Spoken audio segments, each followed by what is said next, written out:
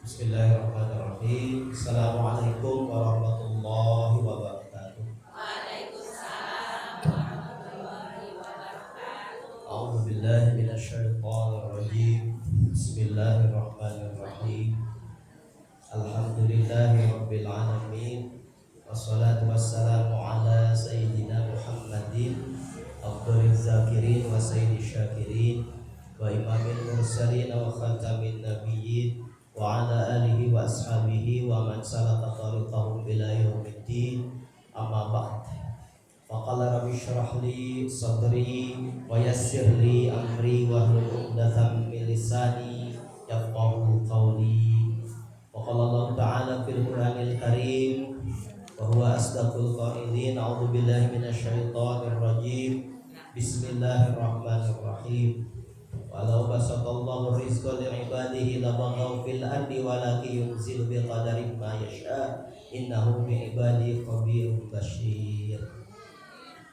Shadaqallahul adzim wallahu a'lam bi muradi. Allahumma arhamna bil Qur'an.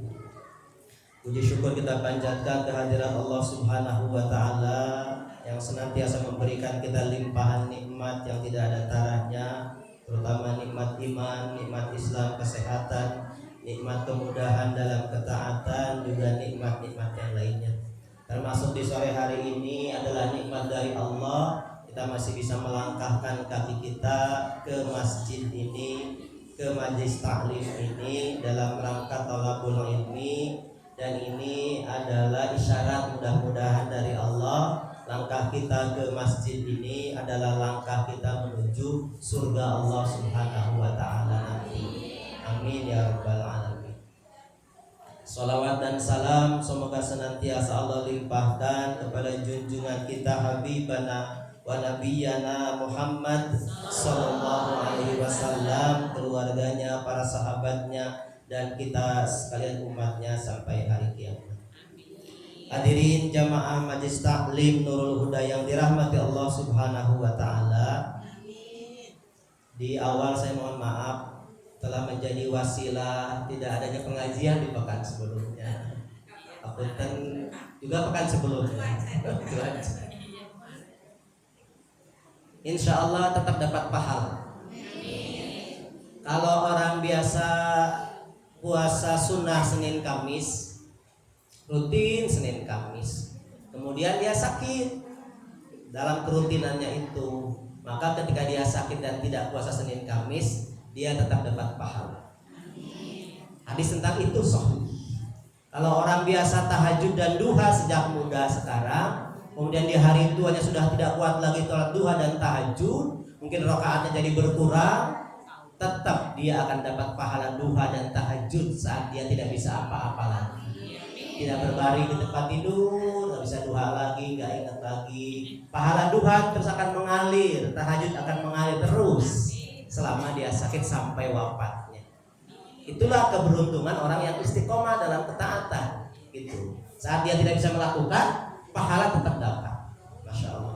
Ya, makanya jangan disia-siakan apa yang bisa kita lakukan ketika kita masih sehat seperti ini. Baik, insya Allah di sore hari ini kita akan membahas Asmaul Husna Al-Qabid dan Al-Basit. Al-Qabid dan Al-Basit, dua rangkaian ini Asmaul Husna kembar yang tidak boleh dipisahkan kata ulama dalam kitab ya. Jadi harus disertakan berdua, Al-Qabid dan Al-Basit.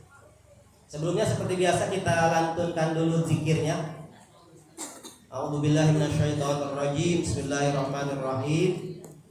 Ya Allah, ya Rahman, ya Rahim, ya Malik, ya Quddus, ya Salam, ya Mu'min, ya Muhaimin, ya Aziz, ya Jabbar, ya Mutakabbir, ya Khaliq, ya Bari, ya Musawwir,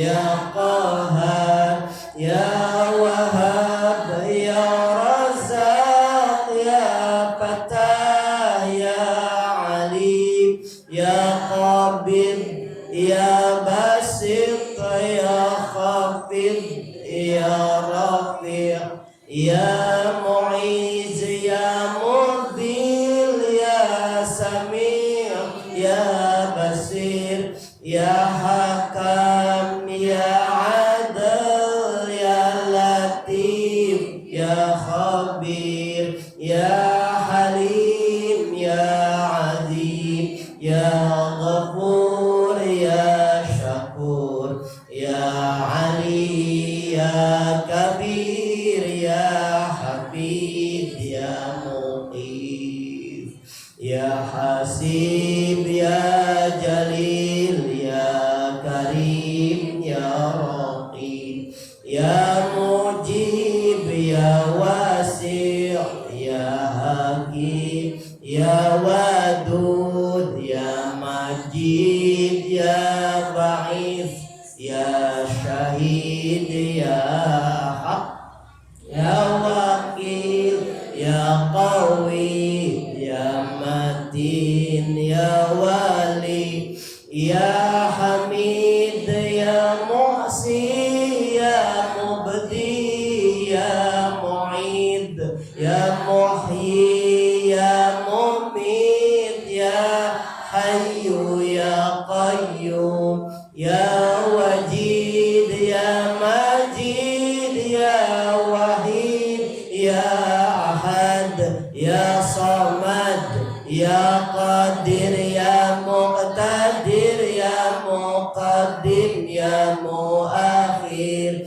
ya awal ya akhir ya zahir ya batin ya wali ya muta'ali ya bar ya tawab ya muntaqim ya afu ya rauf ya malikal mulki ya dal jalali wal ikram ya muqsit ya jami ya ghani ya mughni ya mani ya dar ya nabi ya nur ya hadi ya badi ya baqi ya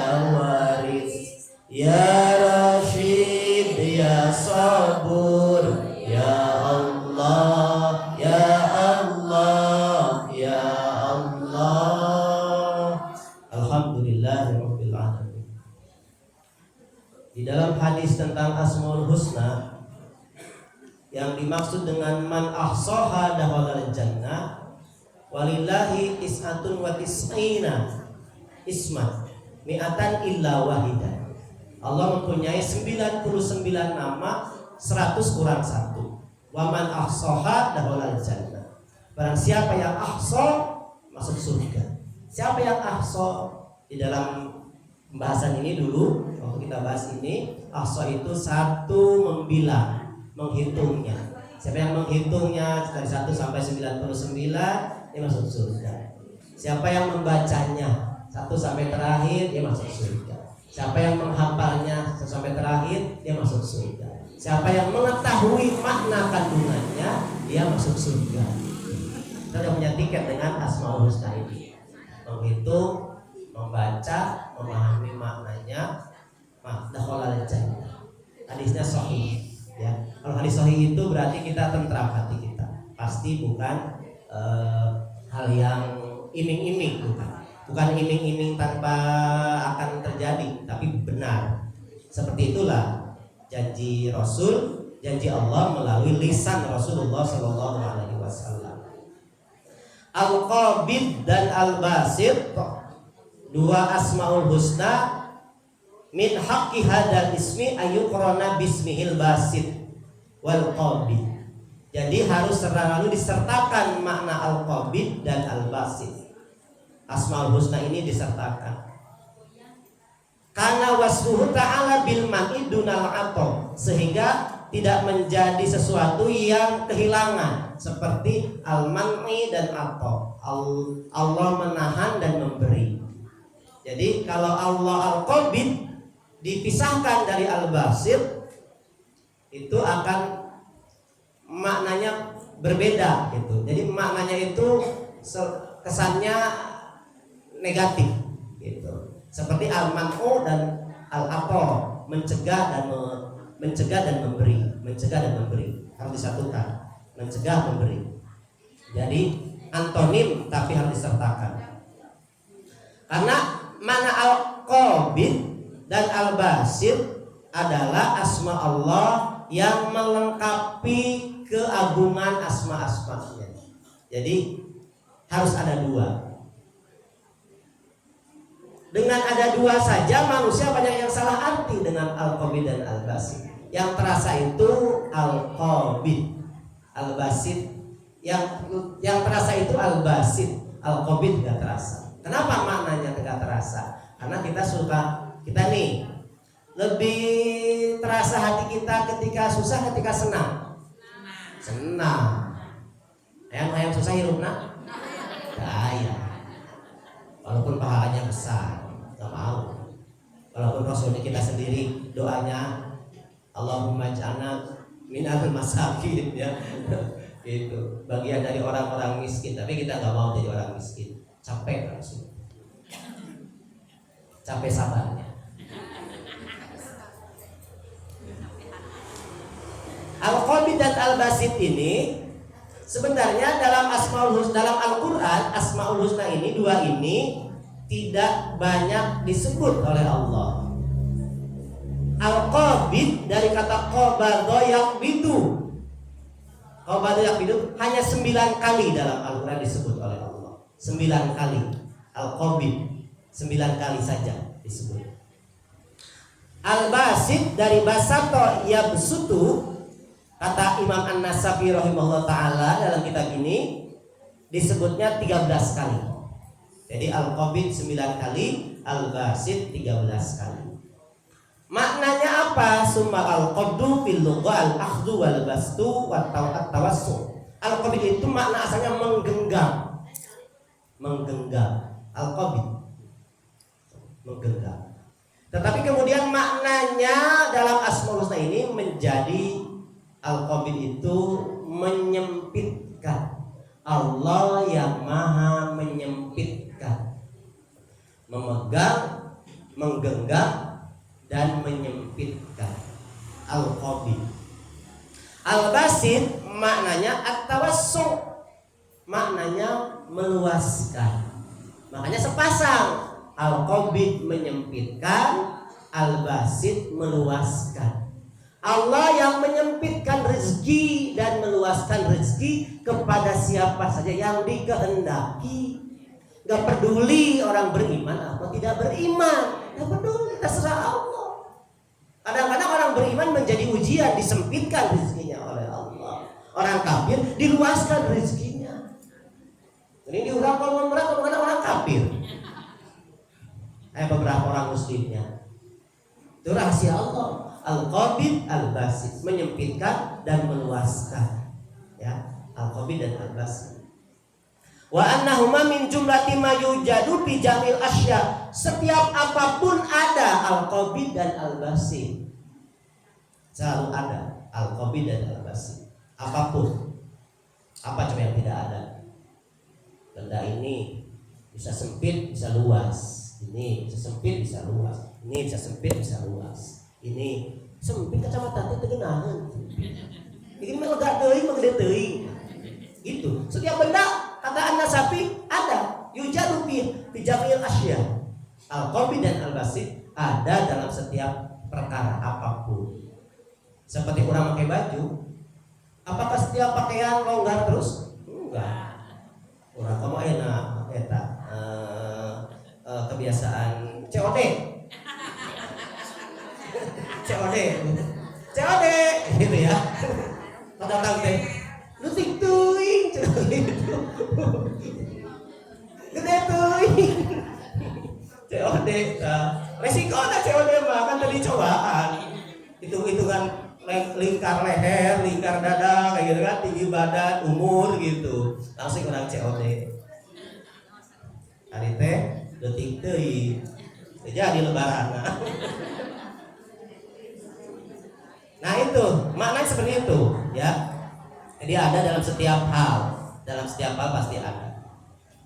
Wakila al-qabid huwa alladhi yaqbidu qulubal ibad bidalalil khawf wal kibriya wal basit huwa alladhi yabsutuha bidalalil fadli war raja.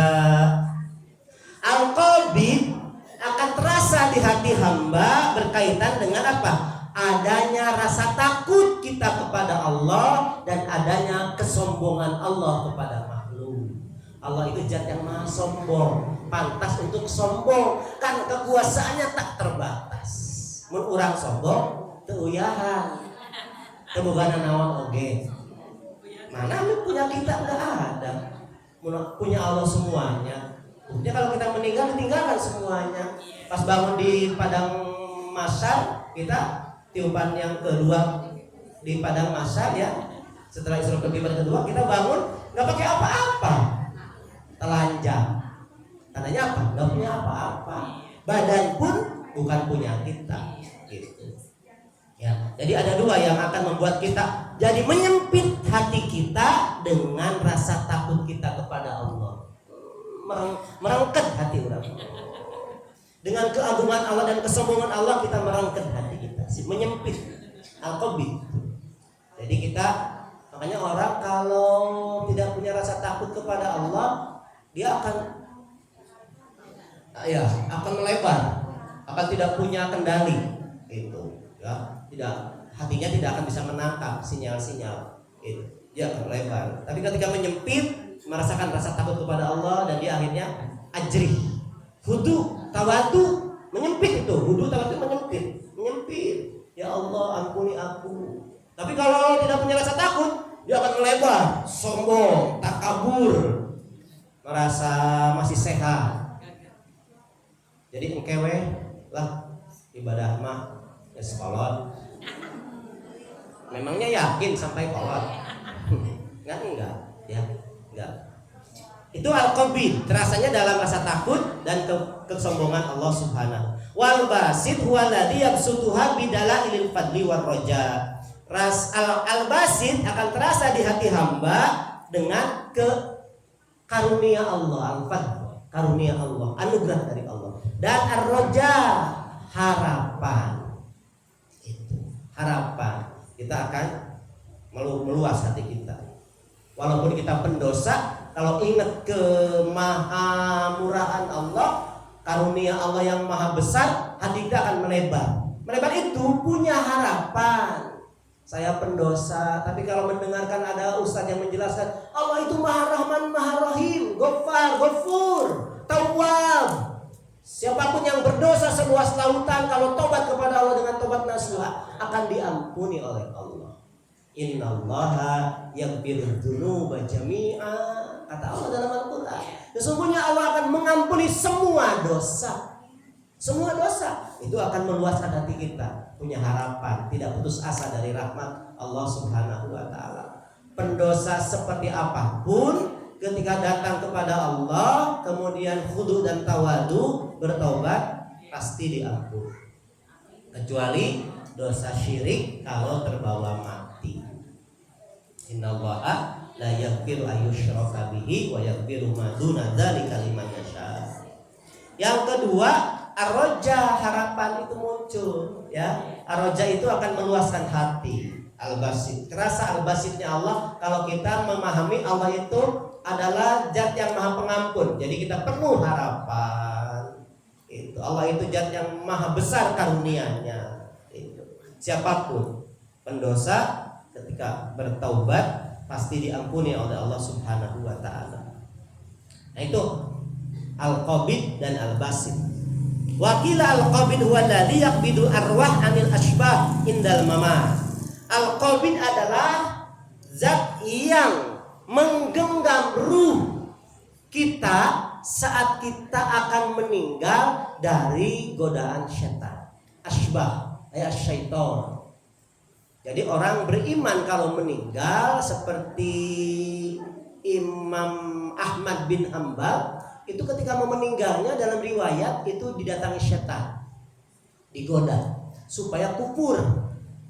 Kita nggak tahu seperti apa karena belum ada pernah observasi yang berhasil merekam apa yang dilakukan setan terhadap orang yang mau meninggal ketika syakaratul maut. Di Al-Qurtubi diceritakan oleh Imam Al-Qurtubi dalam At-Tadhkirah bagaimana perjuangan seorang hamba ketika meninggal. Dia harus mempersiapkan diri menahan rasa sakit seperti ribuan tusukan pedang ke tubuhnya. Sakitnya sakaratul maut. Sakitnya ribuan pedang ditusukkan ke badan kita, itulah rasanya sakaratul maut. Dia harus menahan, menjaga diri untuk tidak ikut godaan setan saat mau meninggal, saat melepaskan nyawa terakhir di tenggorokan. Nah ini al-qabid itu Allah menggenggam ruh orang yang beriman ketika mau melepaskan nyawanya supaya ruhnya selamat dari godaan setan sehingga meninggalnya husnul khatimah. Kalau tidak selamat meninggalnya su'ul khatimah. Walaupun kita jangan mencari-cari ya, jangan menjadi detektif sakaratul maut ya. Si anu tetangga kita meninggalnya husnul khatimah pas su'ul khatimah gitu. Kan di Al-Qurtubi dijelaskan kalau berkeringat ininya keningnya, keluar air di sudut matanya kata Imam Al-Qurtubi berdasarkan hadis ya, wajahnya berseri, husnul khatimah. Berseri, keluar air mata di sudut, putih bersih, keningnya berkeringat basah, husnul khatimah. Tapi kalau kering, keningnya kering matanya juga nggak ada tetes air mata sedikit pun, wajahnya agak musam-musam gitu, masam-masam gitu, muram gitu ya. Marana. Pokoknya mah gitu gitu. Itu ya. Itu tanda-tanda su'ul khatimah. Tapi jangan terlalu yakin dengan prediksi kita dan disampaikan. Asa-asana si anu mah kemarin su'ul khatimah. Wah, enggak ada tanda-tanda kayak gitu kayak disampaikan Ustaz Baban di At-Tadhkirah sana. Enggak begitu. Jangan dipakai kajian taklim itu untuk memvonis orang. Tidak. Kejadian-kejadian ekstrim di televisi dulu, di TPI dulu ya, kalau orang itu meninggal sakaratul mautnya itu hidup terus digiot. Itu akan tidak mudah ditemukan, akan jarang. Sama saja yang meninggal su'ul khatimah dan husnul khatimah, tanda-tanda fisiknya kadang-kadang tidak bisa dideteksi. Yang menentukan ruhnya di dalam ketika dicabut seperti apa gitu. Yang jelas siapkan amal soleh kita yang terbaik itu. Amal soleh kita yang terbaik saat ini sejak kita masih sekarang masih hidup gitu. Jangan sampai lalai, lengah gitu, mempersiapkan dulu. Saya selalu ingat pesan saya kepada diri sendiri ya. Jangan anak tirikan ruh dan menganak emaskan jasad. Jangan anak tirikan ruh dan menganak emaskan jasad. Tetapi anak emaskan ruh, tapi jangan menganak tirikan jasad. Jangan anak tirikan ruh. Ibu-ibu sibuk PC mulai skincare gaji tiap bulan nambah skincare anu mahal yang glowing anger kalau sudah kakunya maka kolot wajah orang ada plek-pleknya maaf ya, itu udah biasa, usah dihiraukan, dihisap mal plek di wajah nggak akan nggak usah pusing-pusing. Kalau memang begitu mah udah aja terima. Nggak akan dihisap, tidak akan mengurangi pahala, tidak akan menambah pahala, tidak nambah dosa kalau ada pleknya di wajah kita. Tapi kalau sholat kita amburadul, sholat wajibnya amburadul, duha natara, tahajud natara, rawatib natara, taheta khawatir, tidak ada tambal nanti amal soleh kita. Jangan anak tirikan ruh itu butuh sholat duha, butuh tahajud, butuh tilawah, butuh sedekah, butuh berbuat baik kata tangga, butuh bager, hal-hal yang baik, ruh butuh itu. Nanti butuhkan saat meninggal dunia, saat sakaratul maut, itu akan jadi tiket. Jangan menganak emaskan jasa, jangan sibuk untuk hal-hal yang tidak akan dihisap. Boleh sederhana saja, gitu. Tapi anak emaskan ruh, jangan anak tirikan jasad. Ruh diperhatikan, amal ibadah diperkuat, tapi jasad jangan dilalaikan. Jangan bu. Kamu waktu orang hayang daging, mau di daging mau boga duit mah. Entong lauk teri, we cocolan. Itu namanya anak tirikan jasad. Kalau punya seperti Rasul, kalau punya uang, beliau beli roti yang terbaik, beli daging. Kalau nggak punya ya ada yang ada aja di rumah. Gitu. Itu untuk jasa, apalagi yang penampilan, jangan ya. Supaya seimbang hidup itu. Walaupun tidak seimbang hidup itu, tidak diperintah seimbang, tapi diperintah mengutamakan akhirat. Wal basit huwal ladzi yabsutul arwah bil ajsad indal hayat. Dan al basit adalah zat yang meluaskan ruh dalam jasad ketika hidup. Saat hidup, ruh itu luas. Tidak seperti ketika meninggal. Senang ruh itu saat hidup. Kesenangan itu yang melalaikan ruh, melalaikan kita pemilik ruh saat hidup. Al-qabid huwa alladhi yaqbidus sadaqat fayurbiha wal basit huwa alladhi yabsutun ni'am wa yuhni'ah. Al-qabid itu zat yang menggenggam sedekah fayurbiha dan menumbuhkannya. Jadi terserah Allah menggenggam sedekah dan menumbuhkannya. Wal basit huwa alladhi yabsutun ni'am wa yuhni'ah. Adalah zat yang meluaskan nikmat Allah dan memberikan rasa nikmat kepada kita. Allah itu suka kalau nikmat darinya itu ada asarnya. Min asarin nikmat. Asar nikmat. Bekas. Makanya dalam surat apa? Ad-Duha ya. Wa amma bi ni'mati rabbika fahaddits. Dan atas nikmat dari Tuhanmu sebutkanlah, ceritakanlah, sebut-sebut. Bukan untuk sombong, bukan bu. Beda kan gayanya. Mun ibu kieu ya, kayak kerudung baru. Alhamdulillah punya kerudung baru saya. Belinya di sini gitu. Itu mah lain ya, bu ya. Beda kan? Beda kan. Orang yang ingin dilihat sama orang yang bersyukur nikmat, gitu maksudnya. Alhamdulillah, bu kerudungnya baru ya. Alhamdulillah ada rezeki dari Allah. Iya, lihat kan. Itu asal nikmat. Allah suka sekali gitu. Bekas nikmat itu kelihatan nampak di dalam hidup kita, dalam lisan kita. Maksudnya itu, tahadus kita itu menceritakan nikmat, tapi dengan nada yang tidak berniat untuk menyombongkan diri kepada orang lain. Gitu. Alhamdulillah saya sudah umroh. Belum tentu itu sombong. Itu adalah menceritakan tahadus. Saya doakan ibu besok tahun depan atau bulan depan pergi umroh. Tahadus binikmat. Tahadus binikmat. Kalau kita mau pergi umroh, pergi haji kan undang tetangga, ya? Itu apa? Apakah untuk sombong? Bukan. Mensyukuri nikmat supaya semuanya tahu saya mendapat nikmat. Gitu. Didoakan. Mudah-mudahan juga ibu-ibu yang hadir nanti sama seperti saya mendapat nikmat. Gitu. Itu al-basit. Kemudian, nah itu maknanya ya al-qabid dan al-basit. Kemudian dari hamba apa? Tanbihun. An-Nasafi mengatakan al-qabid minal ibad wal basit minhum huwa alladhi ulhima badai al-hikam. Al-basit dan al-qabid mengandung hikmah. Hamba terbaik adalah hamba yang paling banyak membaca hikmah di balik al-basit dan al-qabid. Saat al-basit kita diluaskan rezeki kita. Rizki melimpah, anak sehat, suami solih, istri solihah, al-basit. Allah sedang meluaskan. Jangan terlalai, terlena. Baca hikmahnya. Apa yang Allah harapkan dari nikmat itu? Berarti Allah mengharapkan kita bersyukur atas nikmat itu. Perbanyak ibadah kita, perbanyak sholat kita, perbanyak sedekah kita, perbanyak semua ibadah kita, zikir kita, al-basit. Hikmahnya itu supaya searah nikmat itu. La in syakartum azidannakum wa in kafartum inna adzabi lasyadid. Maknanya itu.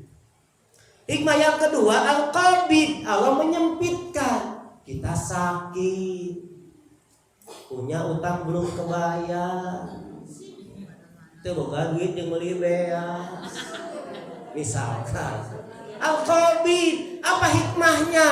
Allah ingin kita lebih taat, lebih sabar, lebih tahan uji, lebih pasrah, tawakal, serahkan kepada Allah.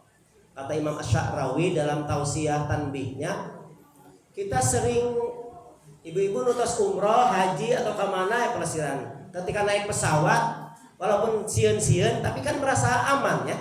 Aman tuh? Aman. Kenal teh ka pilotna. Henteu urang mana bawa.